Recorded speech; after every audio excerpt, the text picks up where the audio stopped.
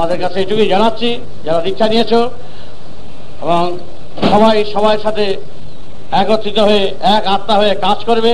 অনেক সমালোচনা, নিন্দা করা সহজ, সবচেয়ে সহজ আছে নিন্দা করা।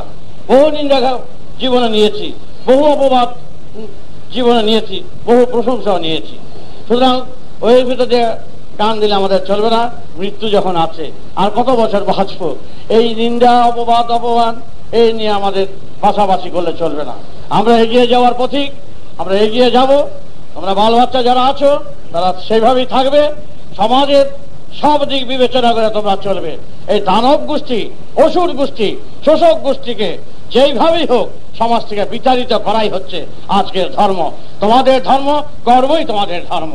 আর অন্য কোনো তোমরা চিন্তা করবে না যে এই মহাকাশের মহানাম যে রামনারায়ণ নাম দিয়েছি সেই নাম করবে। কারণ গৌরের আমি তার শ্রেষ্ঠতা, গৌরাঙ্গদেবের নাম শুনেছ নিশ্চয়ই। গৌরাঙ্গদেবের আমি হলাম তার 13 পুরুষের তার শেষ রক্ত। এই রক্তে তার শেষ উদ্দেশ্য যাতে শেষ সফল করে যেতে পারে তার জন্য আমি আপ্রাণ চেষ্টা করছি, এটা মনে রেখো। সুতরাং গৌরের রক্ত হিসাবে আমার এক গৌরব আছে, এটা আমার অহংকারের কথা নয়। সুতরাং আমি আপ্রাণ চেষ্টা করব যাতে সমাজে আবার সুস্থ সমাজ ফিরে আসে। আজকের সমাজের দিকে তাকালে মনে হয় না যে আমরা সুন্দর সমাজে বাস করছি। চরম নির্যাতন, লাঞ্ছনায় গঞ্জনায় চলছে।